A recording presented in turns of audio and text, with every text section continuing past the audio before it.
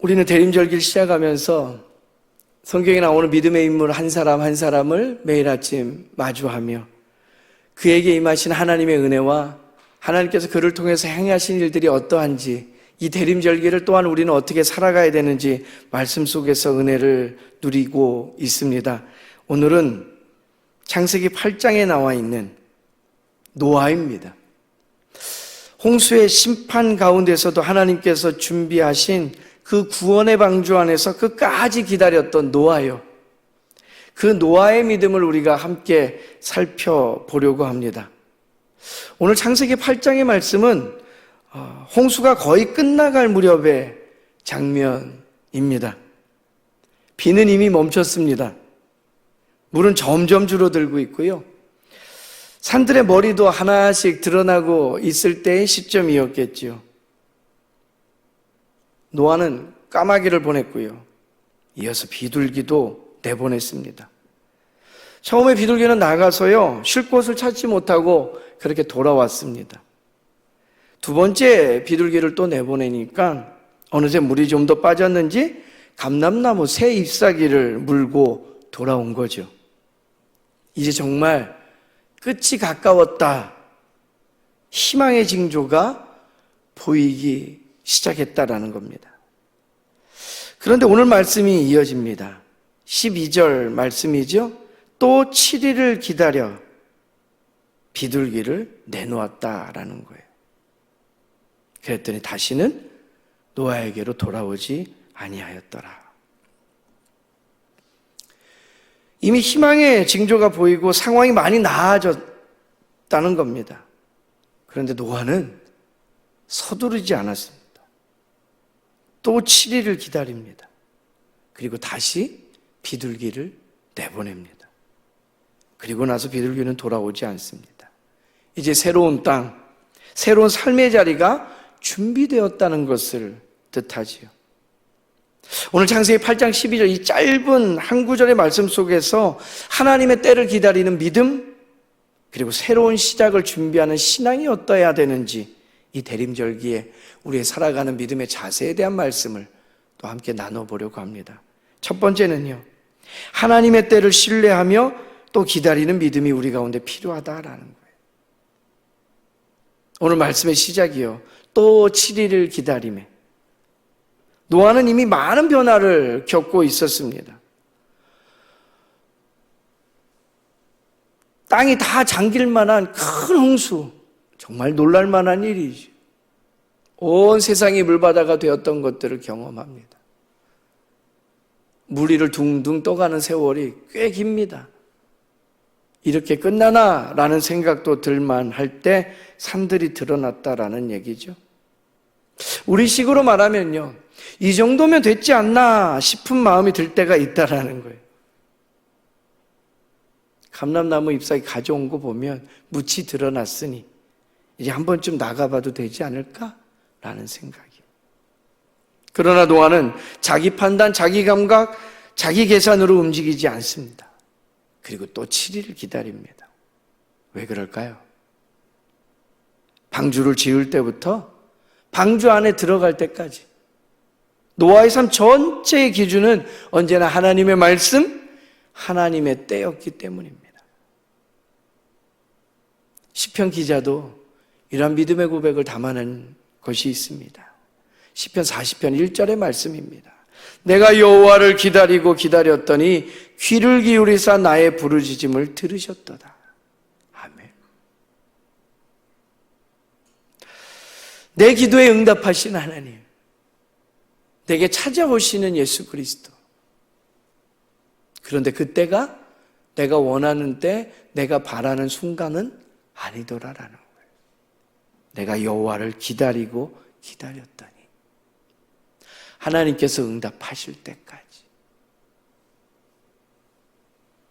대림절기는 그러한 기다림의 때입니다. 언제까지입니까, 주님? 우리는 새벽마다 탄식하며 이 기다림에 힘에 겨워하며 물을 때도 있습니다. 끝나지 않은 같은 기도 제목이 반복될 때요, 풀리지 않는 반복되는 현실의 버거움을 우리가 새삼 느낄 때요, 어느 일이 풀리기를 기다리는 긴 기다림 속에서 지쳐 있을 때 주님 언제까지입니까? 때로는 기다림이 어려워서 내가 한번 밀어붙여볼까 하는 생각도 들어요. 기도하고 있었습니다, 분명. 기도는 했으니까 이렇게 한번 해볼까? 히브리서 10장 36절의 말씀은 우리에게 이러한 권면을 합니다. 너희에게 인내가 필요함은 너희가 하나님의 뜻을 행한 후에 약속하신 것을 받기 위함이라. 기다림을 통해 하나님의 응답을 확인할 수 있는 저와 여러분 되기를 바랍니다. 2025년 이 시작한 대림절에요, 하나님의 뜻이 우리 안에 어떻게 새겨지는지, 오신 예수 그리스도 약속하신 것은 반드시 이루시는 하나님, 그 하나님을 기다리는 믿음 안에 승리하는 저와 여러분 되기를 간절히 소망합니다. 두 번째요, 오늘 말씀을 통해 우리가 한 번 더 새겨볼 수 있는 것은 준비하는 예배자의 기다림에 대한 이야기입니다. 오늘 말씀은 그렇게 우리에게 결론을 들려주죠. 다시는 그에게로 돌아오지 아니하였더라. 비둘기가 머물 곳이 생겼다라는 이야기예요. 이제는 물이 완전히 빠져서 새 삶의 터전이 준비되었다는 얘기예요. 그런데 그 다음에 이어지는 말씀을 봐도 노아는 서두르지 않습니다. 오늘 본문에서 이어지는 창세기 8장 15절, 16절 말씀은 이렇게 기록돼요. 하나님이 노아에게 말씀하여 이르시되 너는 너의 아내와 너의 아들들과 너의 며느리들과 함께 방주에서 나오고. 비둘기가 돌아오지 않았음을 보았음에도 노아는 끝까지 하나님의 말씀을 기다렸다는 거예요. 그리고 하나님께서 방주에서 나와라 말씀하시니 그가 방주에서 나옵니다.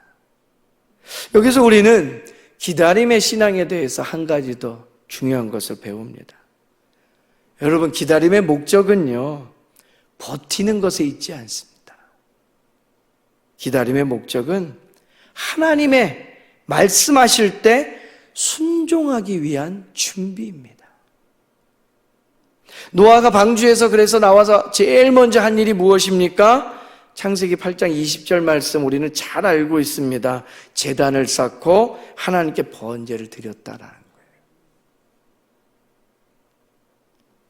기다리는 하나님의 말씀에 순종하고 하나님을 온전히 예배하기 위한 준비 과정입니다.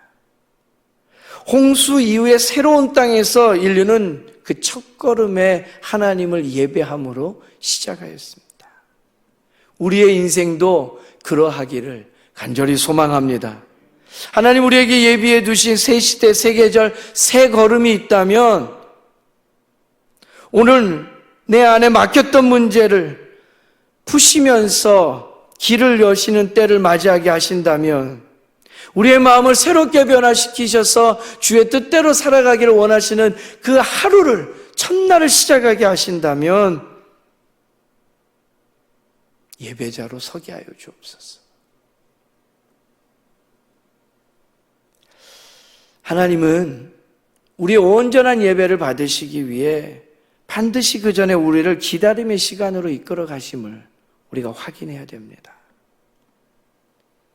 그 기다림은 막연히 참고 인내하는 것만이 아니라 하나님께 소망을 두고 일을 이루시고 새 일을 행하실 여호와 하나님께 우리의 마음을 향하며 그 일이 시작되었을 때 온전히 하나님께 예배하는 자로 바로 서는 거예요. 하나님, 기다리는 동안에 나의 마음을 빚어주셨으니 이제 순종함으로 살기를 원합니다. 이 고백이 이 아침 저와 여러분의 고백이 되길 바랍니다. 약속의 말씀이 여기 있습니다. 고린도후서 5장 17절이요. 누구든지 그리스도 안에 있으면 새로운 피조물이라. 이전 것은 지나갔으니 보라 새 것이 되었도다. 이 말씀 붙잡고 예수님께서 이 땅에 오신 목적, 그 십자가와 부활, 그것이 우리의 피난처됨을 확인하면서 살게 하심을 알며 이 땅의 삶이 비록 여전히 기다림이고 힘에 겨운 광야 같을지라도 새하늘과 새 땅을 다시 약속하시며 오시겠다 하신 주님 바라보면서 기다림의 순례자로 오늘 하루 우리에게 주어진 삶의 걸음을 걸어내는 저와 여러분 되기를 간절히 소망합니다.